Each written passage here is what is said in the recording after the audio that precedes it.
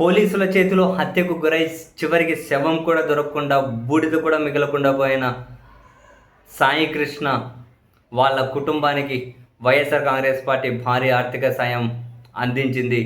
20 లక్షల రూపాయలు వైఎస్ఆర్ కాంగ్రెస్ పార్టీ నేతలు అంబటి రాంబాబు, తోట త్రిమూర్తులు, అడప శేసు, మరికొందరు మొత్తం కాపు నేతలందరూ వెళ్ళి వాళ్ళ కుటుంబం వాళ్ళ ఇంటి దగ్గరికి వెళ్ళి 20 లక్షల భారీ ఆర్థిక సాయాన్ని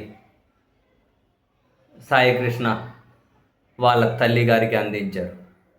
ఆ తర్వాత మీడియాతో మాట్లాడినటువంటి నేతలు సూటిగానే ప్రశ్నించారు. సాయి కృష్ణ క్రిమినల్ అంటారు, సాయి కృష్ణ ముద్దాయి అంటారు. అసలు ఇవన్నీ అయితే చంపేస్తారా? క్రిమినల్ అయితే చంపేస్తారా? ముద్దాయి అయితే బూడిద కూడా ఇవ్వరా? ఇంత దారుణమైన సిస్టమ్ ఏంటి? అసలు ఎవరినో కాపాడడం కోసమే సిట్టు విచారణ చేస్తూ ఉన్నట్లుంది అని చెబుతూ అసలు వాళ్ళ ఫోన్లు కనుక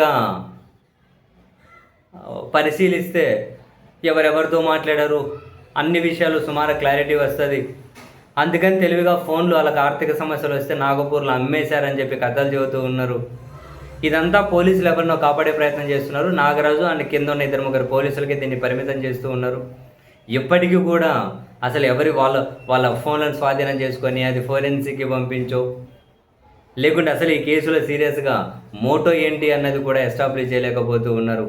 ఎందుకంత దారుణంగా చంపారు అని. చివరికి శవం ఏమైంది, బూడిదేమైంది అనేది కూడా తేల్చలేకుండా పోతూ ఉన్నారు.